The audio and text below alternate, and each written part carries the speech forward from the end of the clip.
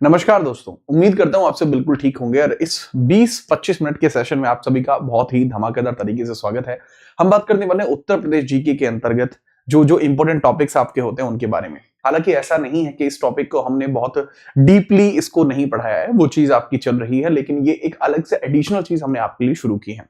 मैं आपको बता दूंगा कि वैसे तो अगर हम यूपी के अंतर्गत यूपी जीके के सिलेबस को समझते हैं तो वो आपको कुछ इस प्रकार से सिलेबस इसका देखने को मिल जाता है। अगर पूरे इंडेक्स की बात करता हूं कि इसके लिए क्या क्या जरूरी होता है, तो ये सारा आपको इंडेक्स जरूरी है। जैसे आपको पढ़ना होता है यूपी के अंदर जितना भी पॉलिटिकल और एडमिनिस्ट्रेटिव स्ट्रक्चर है, और ये पूरा का पूरा हम एक से लेकर ई तक का पूरा पोर्शन, मतलब पूरी यूपी जीके को मैं यूट्यूब पे कराने वाला हूँ। ये सारा का सारा पोर्शन मैंने करा दिया है। इस पूरे पोर्शन को आप देख सकते हैं यूट्यूब पर। कहां पर? जो पहला वाला वीडियो है हमारा, ये प्लेलिस्ट है आप ही के चैनल पे मौजूद है। तो ये जो 1 घंटा 44 मिनट की वीडियो है, इसमें वो पहला वाला 1 से लेकर ई तक का कंप्लीट है, पहला कंप्लीट है। दूसरा हिस्ट्री जो है प्राचीन, मध्यकालीन और आधुनिक, आगे की 3 वीडियोस में कवर है, प्राचीन, मध्यकालीन, आधुनिक, और एक और वीडियो एडिशनली जो कि उस समय के जो हमारे यूपी से रिलेटेड कुछ इंपॉर्टेंट फैक्ट होते हैं डायरेक्टली भारतीय राष्ट्रीय आंदोलन से, वो भी इसके अंदर आपको देखने को मिल जाएंगे। इसके बाद हमने यहाँ पे शुरू किया था इसका ज्योग्राफिकल लोकेशन का अध्ययन है, ठीक है। ज्योग्राफिकल लोकेशन का अध्ययन है जो यहाँ चैप्टर 9 है, बाकी के चैप्टर जैसे 9 है। Geographical landscape of Uttar Pradesh, Uttar Pradesh का भौगोलिक परिदृश्य और जलवायु, इसमें मैंने इसको क्लियर किया। मिट्टी मैंने क्लियर की, खेती पशुपालन मैंने क्लियर किया आगे वाली वीडियोस के अंतर्गत, ठीक है। आगे वाली वीडियोस के अंतर्गत उसको मैंने कवर किया। अब आपके कुछ टॉपिक्स बचते हैं जैसे ऊर्जा संसाधन, रिवर्स लेक इरिगेशन, आपकी इसके अलावा आपको बचता है mineral forest, wealth and wild life, transport, census, scheduled tribes, economic landscape, UP budget, economic zone, industry, industrial institutes हैं, ओडीओपी है, एक्सपोर्ट सेंटर्स हैं, और इसके अलावा आपके टेक्नोलॉजी डेवलपमेंट पार्क्स है, पब्लिक वेलफेयर स्कीम्स है, और 1 डिस्ट्रिक्ट स्टैटिक्स है, डेमोग्राफ है आपके, और इसके अलावा आपके मेजर रिलीजियस साइट्स हैं, टूरिज्म है, मेजर सिटीज हैं, एंशिएंट नेम्स हैं, इंपोर्टेंट पर्सनैलिटीज हैं, कला संगीत नृत्य मेले हैं, शिक्षा साहित्य पत्रिकाएं हैं, संगठन संस्थान स्थल पार्क व सिटीज हैं। तो ये सारे टॉपिक भी बचते हैं, और उत्तर प्रदेश के किसी भी एग्जाम के लिए ये सारे के सारे टॉपिक जरूरी होते हैं। तो आज से ही हमने इस वीडियो को शुरू कर दिया है। आज तो ये वीडियो आपको आज रात में देखने को मिल रही है। वर्तमान में लगभग 8:30 का समय हो रहा है जब ये वीडियो आप देख रहे हैं।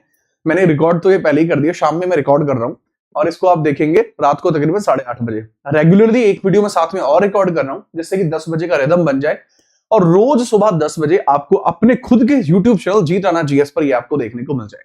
इसके पीछे का कारण भी है कि इस वीडियो के अंदर जो मैं यूज करूंगा वो यूज करूंगा निमोनिक टेक्निक इसके अंदर मैं यूज करने वाला हूं, क्योंकि भाई पूरा का पूरा जो डेटा है इसके अंदर याद करने वाला डेटा है, तो इसमें निमोनिक टेक्निक यूज करूंगा जिससे कि किसी भी शब्द को सुनने के बाद आपको समझ में आ जाए। एक अध्यापक का अच्छा कार्य यह होता है कि पढ़ाया जाने वाला सारा कंटेंट क्लास में साथ के साथ याद हो जाए, तो वही चीज है। अब ये जो वीडियो है वो जरूरी है आपके यूपी एसआई के लिए, यूपी पुलिस के लिए, साथ ही यूपी लेखपाल के लिए, होमगार्ड के लिए, लेखपाल के लिए है, होमगार्ड के लिए है, इन सभी के लिए ये वीडियो बहुत ज्यादा जरूरी है। तो कृपया करके इसको उसी लेवल पर समझिएगा। स्वाद पूरा आने वाला है। इस पूरे टॉपिक को थियरी बेस पर हम कंप्लीट कर रहे हैं।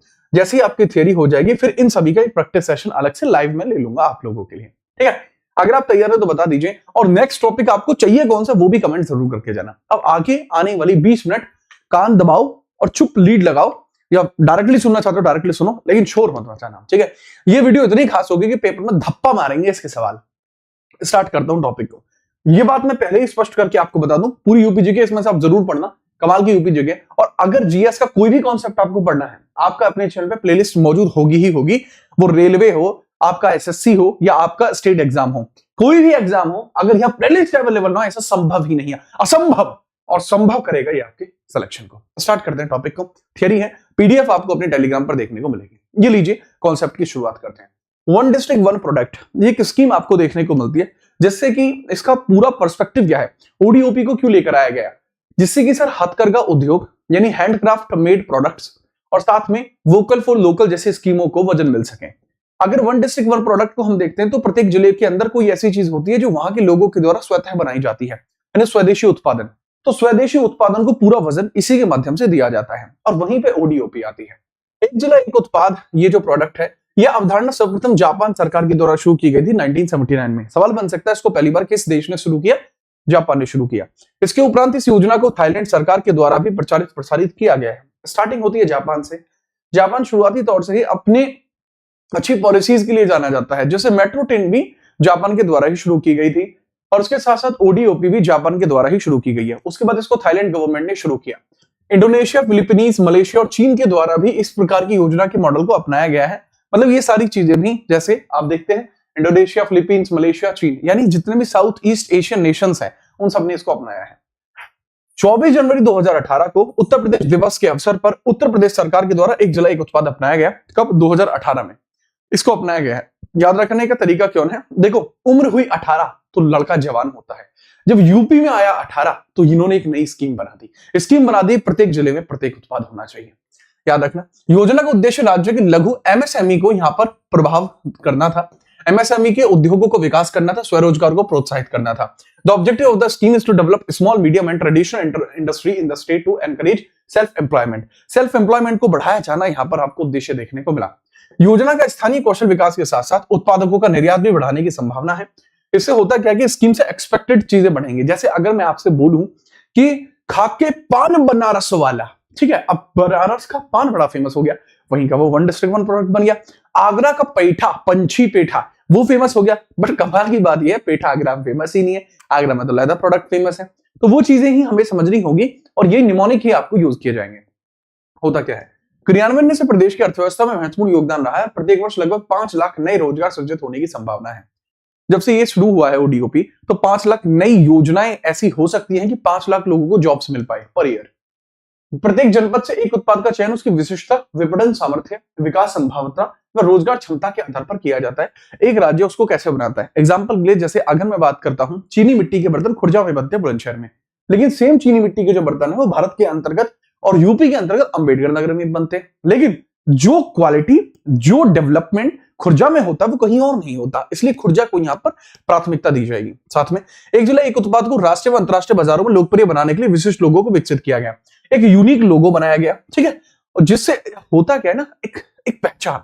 जैसे यार एग्जांपल है, जैसे मेरा और आप लोगों का चैनल जी टाना जी, तो हमने एक विशेष पहचान बनाई आप लोगों के बीच में कि हाँ भाई, अगर आपको क्वालिटी कंटेंट चाहिए वो आपको यहां मिलेगा इस तरीके से।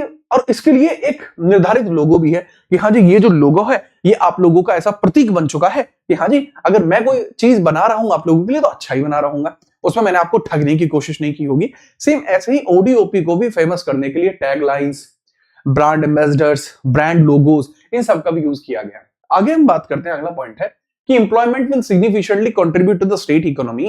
क्रियान्वयन से प्रदेश की अर्थव्यवस्था में महत्वपूर्ण योगदान होगा। प्रत्येक वर्ष लगभग 5 लाख नए रोजगार सृजित होने की संभावनाएं हैं। एक उत्पाद का चयन विपणन की सामर्थ्य के हिसाब से किया जा रहा है। इसको राष्ट्रीय अंतरराष्ट्रीय में विशिष्ट करने के लिए कई सारी चीजें यूज की गई है।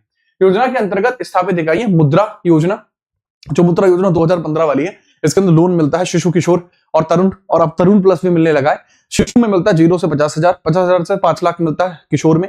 तरुण में मिलता है 5 लाख से 10 लाख, तरुण प्लस में मिलता है 10 लाख से 20 लाख का लोन मिलता है। Startup India, stand up India, प्रधानमंत्री रोजगार सृजन कार्यक्रम, प्रधानमंत्री रोजगार योजना, विश्वकर्मा श्रम सम्मान योजना, इसके माध्यम से इसका क्रियान्वयन होता है। मतलब ये सब जो स्कीम्स है ये सपोर्ट करती है ओडीओपी को। साथ में योजना को ब्रांड के रूप में स्थापित करने के लिए ब्यूरो बनाया गया है, प्रोत्साहन प्राधिकरण बनाया गया है, इंस्टीट्यूट ऑफ डिजाइन बनाया गया है, जिससे कि इस चीज को बहुत अच्छे लेवल पर अच्छे तरीके से रखा जा सके। साथ में ही अगर हम बात करते हैं, यहां पर कंगना रनौत आपको देखने को मिलती है, जो योजना की ब्रांड एम्बेसडर भी घोषित की गई है। अब कंगना जो है, बोले चूड़ियां बोले कंगना, अब देखिए चूड़ियां फिरोजाबाद की फेमस है और कंगना जो है, कंगना रनौत जो है वो ओडीओपी के लिए बड़ी फेमस है, याद रखेंगे। इसके साथ ही योजना का क्रियान्वयन एमएसएमई मैंने बता दिया, इसको मतलब एक्सटेंड करेगा। साथ ही इसका निर्यात भवन एक्सपोर्ट हाउस जो है वो लखनऊ में है। एक ओडीओपी प्रकोष्ठ की स्थापना भी की गई है, राजधानी के पास इसको किया गया है। राजधानी में रहेंगे तो ज्यादा चीजों से कनेक्टेड रहेंगे, ठीक है, याद रखिए।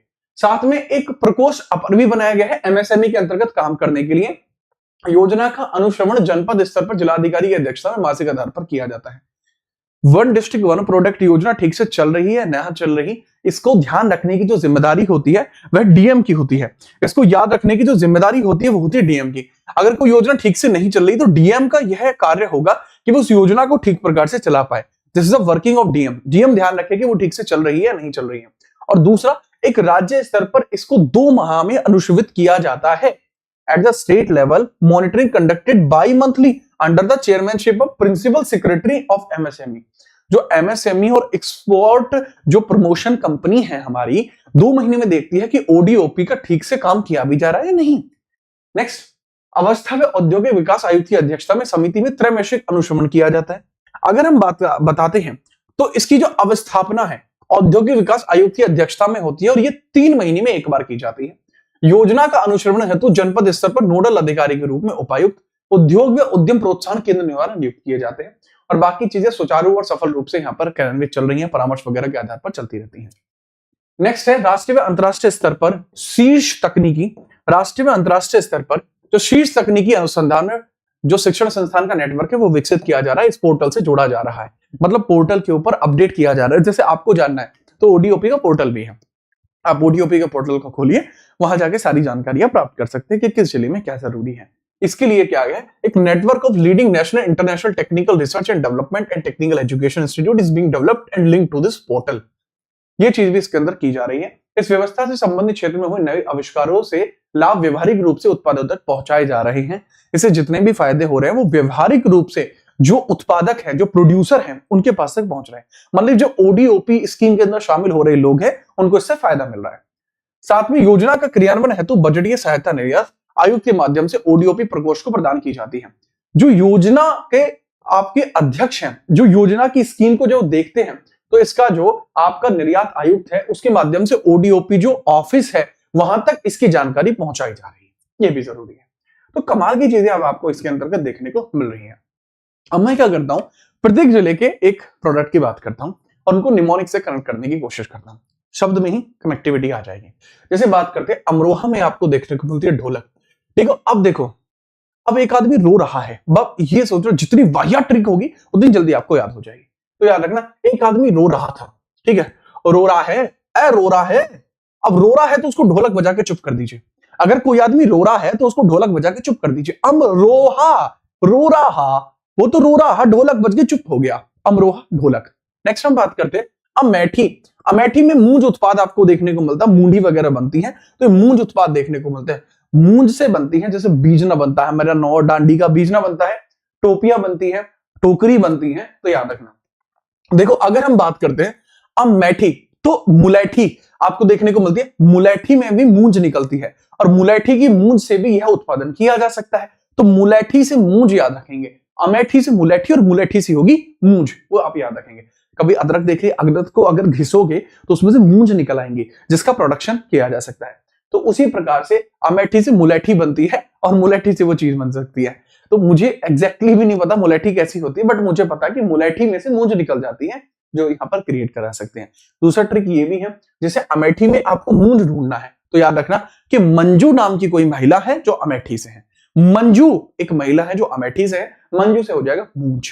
ठीक है, एक ऊही तो मैंने इधर कर दी है, अगर मैं इसमें इस ऊ को यहां से हटा के यहां कर दूं तो मंजू ना हो जाएगा। तो याद रखना अमेठी वाली मंजू, याद रखना। नेक्स्ट अलीगढ़, ये फेमस है ताले और हार्डवेयर के लिए। तो लग जाए ताला अलीगढ़ वाला, जो मैया जी की ताली ना बजाए, ये आपने गाना सुना होगा, तो वो इस वजह से हिंट होता है। नेक्स्ट है अंबेडकर नगर। तो आप याद रखना कि वस्त्र है, अंबेडकर नगर से आप याद रखेंगे। डॉक्टर भीमराव अंबेडकर जी को आप जानते हैं, इनको आपने कभी भी देखा होगा, भीमराव अंबेडकर जी को, तो आपने कोट पहने देखा होगा।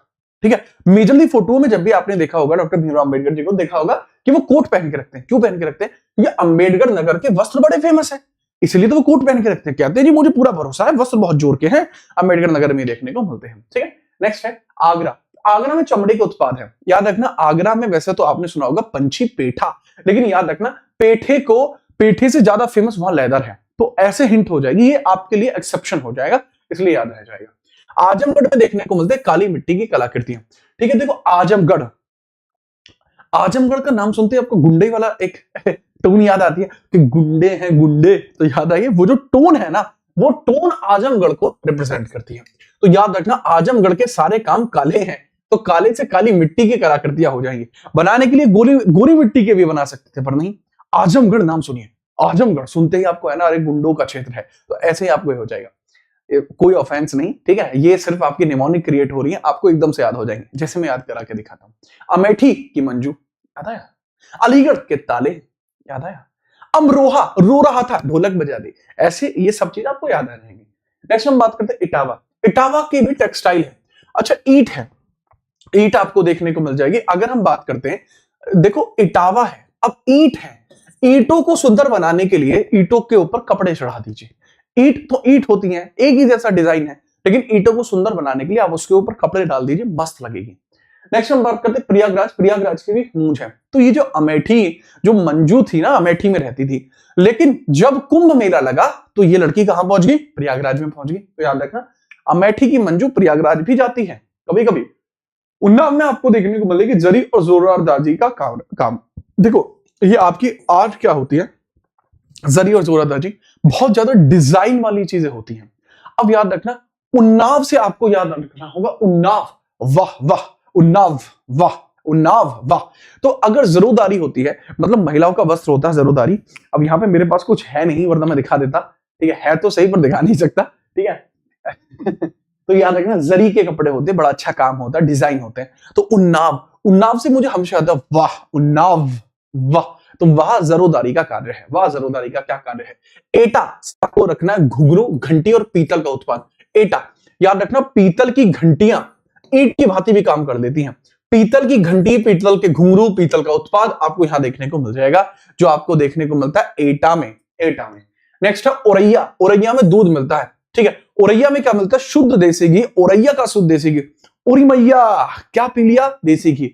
मतलब अब है क्या कि दरअसल आजकल क्या है कि देसी घी का मिलना बहुत मुश्किल हो गया है, मिलावट ही मिल रही है। एक बार क्या हुआ कि भैया कोई महिला जा रही थी, उसको प्योर देसी घी मिल गया। देसी घी देखते उसने कहा उरी मैया, तो उसने उरी मैया बोला तो औरैया बोला, ठीक है, याद रखेंगे। कन्नौज, कन्नौज का इत्र बहुत फेमस है, बताने की जरूरत नहीं है। कानपुर देहात में एल्युमिनियम के बर्तन देखने को मिलते हैं। सब देखो कानपुर है, देखो हम बहुत ही बोले हैं कि कानपुर के अंदर कहते हैं ना कि कानपुर, कान आ रहे हैं। अगर आप एल्युमिनियम के बर्तन में थोड़ी सी आवाज करेंगे तो कितनी ज्यादा आवाज होगी।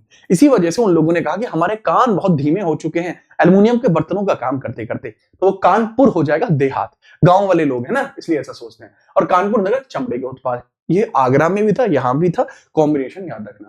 कासगंज, ठीक है, ये जरोदारी का कार्य है आपका। उन्नाव, कासगंज, उन्नाव में तो वावा याद रखना है आपको। और कासगंज के बाकी लोगों का होता है कास, हम भी उन्नाव की तरह हो पाते, काश हम भी उन्नाव की तरह हो पाते, तो काश हम भी उन्नाव की तरह हो पाते। तो कासगंज और उन्नाव का दोनों का आपको सेम देखने को मिल जाएगा, तो जरी और जरोदारी का कार्य हो जाएगा। नेक्स्ट हम बात करते हैं कुशीनगर। केले के रेशे से बने उत्पाद, केले के रेशे से जो बने उत्पाद हैं ये आपको देखने को मिलते हैं कुशीनगर में। देखो कुशीनगर के अंदर आपको पता है कि खुशी बांटी जाती है, और खुशी तब होंगी जब केला भी खाएं और केले के जो जो रेशे बने उनसे आप प्रोडक्ट भी बनाएं। तो केले के रेशे से प्रोडक्ट बनाएंगे, इससे खुशी की बात क्या हो सकती है? आम के आम और गुठलियों के नाम। कुशीनगर में भी होता है केले का केला और केले के रेशे से बना उत्पाद कुशीनगर है। नेक्स्ट है कौशाम्बी, ये खाद्य प्रसंस्करण, यानी बनाना की चिप्स भी बनाते हैं, जूस भी बनाते हैं, मतलब इन्होंने केला ही नहीं छोड़ा। ये इतने कुशल लोग हैं ना भैया, इतने कुशल लोग हैं, ये केले की बाल से खाल निकाल लेते हैं, केले की बाल से खाल निकालते हैं। केले के जितने भी प्रोडक्ट हैं, केले के चिप्स, केले का रायता, केले का धनिया, केले सब कुछ केले का, ये कौशाम्बी वाले कर देते हैं, बड़े कुशल लोग हैं। नेक्स्ट हम बात करते हैं जिला गाजियाबाद। इंजीनियरिंग गुड्स, जितने भी इंजीनियरिंग प्रोडक्ट है वो गाजियाबाद में ही बनते हैं। देखो गाजियाबाद है और डेवलप्ड है, नोएडा के साइड में लगता है, दिल्ली से सटा हुआ है, तो ये इंजीनियर्स बड़े अच्छे हैं यहाँ पे, ठीक है, याद रखेंगे। Ghazipur jute wall hanging products, jute के वॉल हैंगिंग प्रोडक्ट्स जो है गाजीपुर के फेमस है। अगर आपको याद ना हो तो 1805 में गाजीपुर के अंदर ही चार्ल्स कॉर्नवालिस की हत्या करके उसको टांग दिया गया था, ठीक है, याद रखना।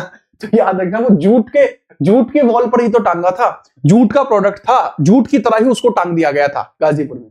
गोरखपुर में आपको देखने को मिलता है टेराकोटा के प्रोडक्ट। देखो जहां के अपने योगी जी हैं, योगी जी के अगर आप देखोगे तो हमेशा देखेंगे आप उनको केसरी कलर के वस्त्रों में, तो उसी भगवा कलर के वस्त्रों में ही आपके ये सारे प्रोडक्ट भी बनते हैं, टेराकोटा गुड्स भी बनते हैं। तो ये टेराकोटा आपके गोरखपुर से रिलेट करेंगे। नेक्स्ट है गोंडा। गोंडा के अंदर दाल है।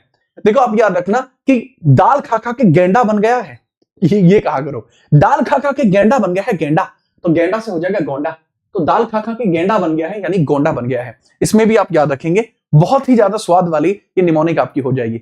लोग दाल नहीं खा रहे होते, हरी सब्जियां नहीं खा रहे होते, मतलब सब्जी का खाना ही नहीं खा रहे होते हैं। आप अगर हाथ से भी खिलाएंगे तो मना कर देंगे, लेकिन आप नहीं, मेरा केस अलग है, ठीक है। तो याद रखना, इसी तरीके से आप कह सकते हैं कि दाल खा खा के गेंडा बन गया है। चप्पल जो है वो आपको आगे देखने को मिलेगी, एक जगह आपको अलग तरीके से देखने को मिलेगी, ठीक है। ये एक हंसी वाली बात मैंने बीच में कही थी, आगे आप देख लेंगे, ठीक है। गौतम बुद्ध नगर को अगर आप देखेंगे तो सिला सिलाया वस्त्र आपको देखने को मिल जाएगा, रेडीमेड।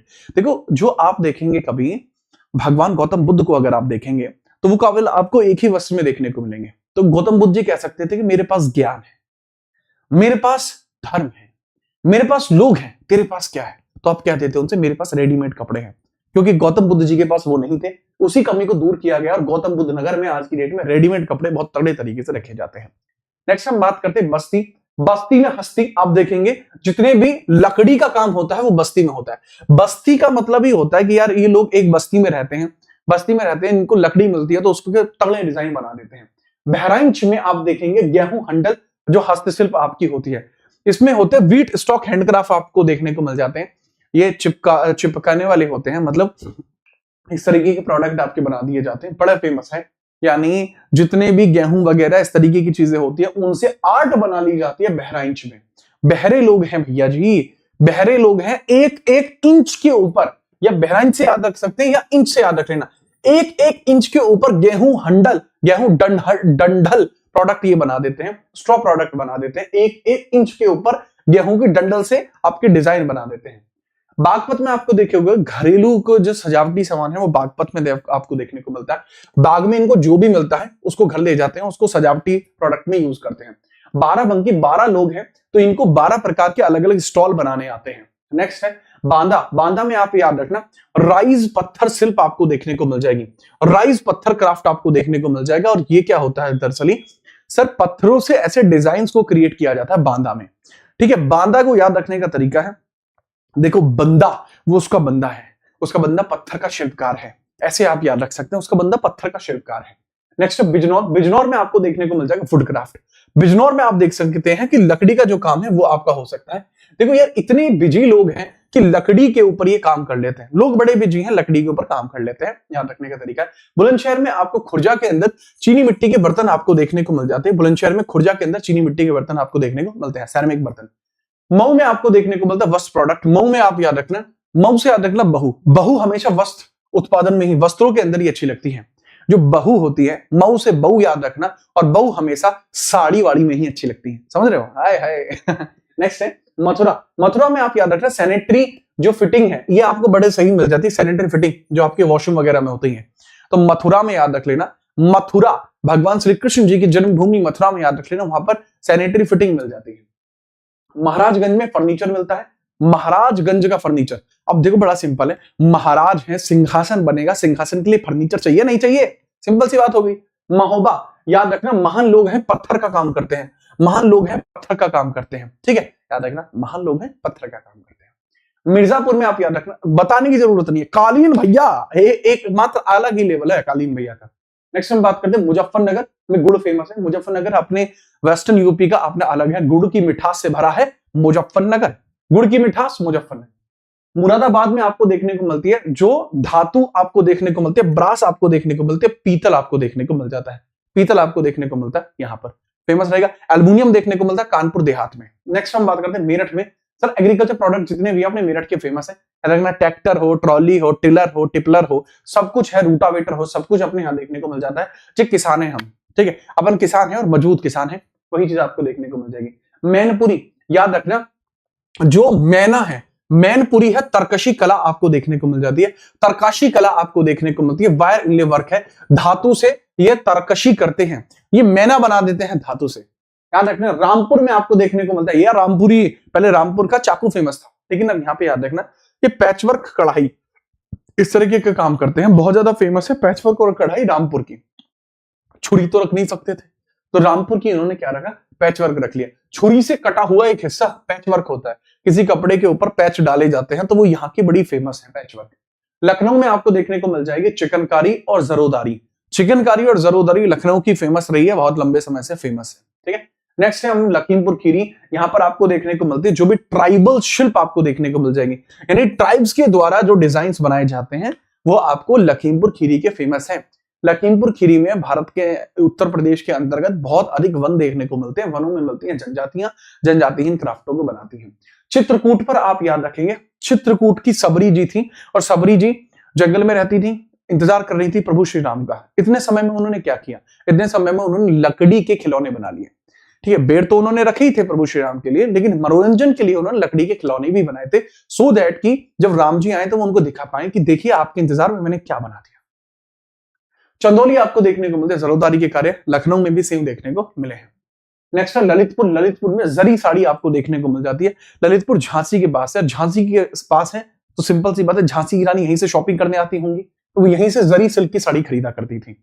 नेक्स्ट है आपके जालौन। जालौन में आप याद रखना, जो आपके हैंडमेड पेपर क्राफ्ट देखने को मिल जाते हैं वो जालौन के हैं। ऐसा जाल बनाते हैं ना कागजों का कि वो डिजाइन जैसा लगने लगता है। नेक्स्ट है जौनपुर। जौनपुर में आप याद रखते हैं कि जौनपुर में क्या है, अपने रति शंकर शुक्ला जी थे। अब रति शंकर शुक्ला जी काका गागा अंगा चाचा चाचा इया ताता दादा था, यानी सबको ए अक्षर सुनते थे। तो क्यों सुनते थे? क्योंकि उनके दिमाग में गर्मी चढ़ी हुई थी, और वो गर्मी किस वजह से चढ़ी थी? वूलन कारपेट के ऊपर रहने की वजह से। याद रखना भैया, भूलेंगे नहीं आप इसे। नेक्स्ट हम बात करते हैं झांसी। झांसी आप देखो, मैंने सिंपल बताया, झांसी की जो रानी थी वो खुद तो झांसी की रानी थी, लेकिन उनका मन बहुत सॉफ्ट था, इसी वजह से सॉफ्ट टॉय यहाँ पर रखा जाता है। जो सॉफ्ट टॉय है वो झांसी के बड़े फेमस है, ये टेडी वेडी वगैरह जो होते हैं। ये देवरिया में देखेंगे आप सजावटी प्रोडक्ट, आपको याद रखेंगे कि देवताओं के लिए सजावटी प्रोडक्ट जो बनाए जाते हैं वो देवरिया में बनाए जाते हैं। नेक्स्ट हम बात करते हैं पीलीभीत बांसुरी। बांसुरी भी पीली, पीलीभीत भी पीली, याद रखेंगे। नेक्स्ट है आपका प्रतापगढ़। प्रतापगढ़ में आंवला बड़ा फेमस है, प्रतापगढ़ का आंवला बड़ा फेमस है। प्रतापगढ़ में दो ही चीजें फेमस है, या तो आंवला या राजा भैया। अब राजा भैया कैसे बने, इसके पीछे की बहुत लंबी कहानी है, लेकिन राजा भैया आंवले का मुरब्बा खा के ही इतने मजबूत बने हैं, याद रखेंगे आप। अगला सवाल है फतेहपुर। फतेहपुर में आपको देखने को मिलते हैं जिटेबल और आयरन के काम। वेजिटेबल प्रोसेसिंग है और आयरन वर्क है। वेजिटेबल आपको देखने को मिल जाएगी, वेजिटेबल है और आयरन फैब्रिकेशन वर्क है जो फतेहपुर का फेमस है। नेक्स्ट हम बात करते हैं फर्रुखाबाद। फर्रुखाबाद में टेक्स्ट की प्रिंटिंग बड़ी ज्यादा फेमस होती है, टेक्स्ट प्रिंटिंग बहुत ज्यादा फेमस है फतेहपुर, जो फर्रुखाबाद है वहां पर। फिरोजाबाद में कांच उत्पादन, कांच की चूड़ियां फिरोजाबाद की बड़ी फेमस है। अयोध्या में गुड़ फेमस है, बहुत ज्यादा फेमस है। अभी मैं अयोध्या गया था, वहां पर प्रभु श्री राम जी की जन्मभूमि पर दर्शन किया और वहां मैंने गुड़ भी खाया, ठीक है, याद रखेंगे। नेक्स्ट है बदायूं। बदायूं में भी जरोदारी का कार्य आपको देखने को मिलता है, जो लखनऊ का भी फेमस है। नेक्स्ट है बरेली। बरेली के अंदर अगर हम देखें तो बरेली में गिरा झुमका, झुमका गिरा बरेली के बाजार में। अब बरेली के बाजार में वो जरोदारी का कार्य करी हुई कुर्ती पहन के गई थी महिला। अब कुर्ती के चक्कर में उसने अपने कान का झुमका गिरा दिया था, असली कहानी ये थी। बलरामपुर में आप याद रखेंगे बल आता है, देखो खा खा के गेंडा हो गया है, तो गोंडा के भी दाल हैं, दाल खा के बल आ गया है तभी तो गेंडा हुआ है वो, याद रखना। बलिया में आपको देखने को मिल जाएगी बलिया की बिंदी, बहुत बढ़िया है। वैसे तो बलिया में डाकू देखने को मिलते हैं, लेकिन आप याद रखना बलिया में बिंदी भी फेमस है, बहुत फेमस है। वाराणसी में आप देखेंगे रेशम की साड़ी, बनारसी साड़ी बड़ी फेमस है। नेक्स्ट है शामली। शामली में लोहे की कला है। देखो शाम के टाइम लोगों के पास लोहा हो जाता है, छाती में लोहा भर जाता है लोगों के, याद रखेंगे। शाहजहांपुर में जरी का कार्य, देखो शाहजहां है, मुगल बादशाह है, यहां जरी तो चलेगी ही चलेगी। सिंपल है। श्रावस्ती। बस्ती के लोग हैं, बस्ती के लोग जनजातीय शिल्प करेंगे ही, जैसे लखीमपुर खीरी के करते हैं ये भी करेंगे ही। संभल है, संभल जाइए, क्योंकि अगर हल्का सा भी इधर उधर हुए तो सींग लग जाएगा, ठीक है, याद रखेंगे। सहारनपुर। आपको सहारा अगर जीवन में चाहिए तो आप लकड़ी पर नक्काशी करना शुरू कर दीजिए, आपको जीवन में सहारा मिल जाएगा, ठीक है। नेक्स्ट हम बात करते हैं सिद्धार्थनगर। सिद्धार्थनगर जो है काला नमक चावल के लिए फेमस है, बहुत फेमस है, फूड प्रोसेसिंग होती है काले नमक चावल की यहां पर होती है। सीतापुर याद रखना दरी। सीता जी हमेशा जब रावण उनको किडनैप करके ले गया तो वहां दरी पर बैठे रहती थी। सुल्तानपुर में याद रखना मूंज उत्पादन। देखो अब याद रखना सुल्तानपुर, प्रयागराज और आपको एक जगह और देखने को मिलेगी जो मैंने शुरुआती तौर पर ही बताया था, एक मंजू आपको देखने को मिल जाएगी। मंजू जी जो थी वो कहां की थी? अमेठी की थी, तो अमेठी हो गया, प्रयागराज हो गया, सुल्तानपुर हो गया, तीनों ही जगह आपको मूंज उत्पादन देखने को मिलेगा। नेक्स्ट है सोनभद्र। सोने की कालीन आप याद रखेंगे। सोनभद्र। सोनभद्र से आप एक चीज याद रखेंगे, मिर्जापुर और सोनभद्र दोनों में आपका कालीन है। सोनभद्र में भी कालीन भैया का कब्जा है। कबीरदास जो थे वो पीतल के बर्तनों में खाना खाते थे, याद रखेंगे सीधे तौर पर। भदोही। भादों में कालीन का काम बहुत ज्यादा करना पड़ता है, तो भदोही हो गया आपका, सोनभद्र हो गया आपका, मिर्जापुर हो गया, तीन जगह कालीन फेमस है। हमीरपुर में याद रखेंगे जूते हैं। देखो याद रखना हमीरपुर से आप याद रखेंगे कि हमीरदास जी जो थे, हमीरदास जी कौन से सर? अरे वो जो जूतों के लिए फेमस थे, ये तो कोई सुने ही नहीं है, अब सुन लो ना, हमीरदास जी जूतों के लिए फेमस थे, ये याद रखना। नेक्स्ट है आपके हरदोई। हरदोई में हर घर में हथकरघा काम होता है, हैंडलूम का प्रोडक्ट होता है, हरदोई में हर घर में होता है, ठीक है। नेक्स्ट है हाथरस। हाथरस की हींग फेमस है, बहुत फेमस है, अलीगढ़ के पास हाथरस है, बहुत ज्यादा फेमस हींग है, ये भी आपको इंपॉर्टेंट मिलेगा। और हापुड़ में मिलेगा होम फर्निशिंग का सामान, घरेलू जो सजावटी सामान है वो आपको यहाँ पर देखने को मिल जाएगा। और इस प्रकार से आपके पूरे 75 डिस्ट्रिक्ट कंप्लीट हुए। अब आपका डिस्ट्रिक्ट कौन सा है और आपके यहाँ पर इन चीजों के अलावा और क्या फेमस है वो कमेंट करके जरूर बताना। अगला टॉपिक क्या आना चाहिए वो जरूर बताना, और इस प्लेलिस्ट को फॉलो करके याद रखना कि ये इस बार आपकी नैया पार लगाने वाला है। अब मिलते हैं आपसे कल के टॉपिक में, तब तक के लिए जय हिंद, वंदे मातरम।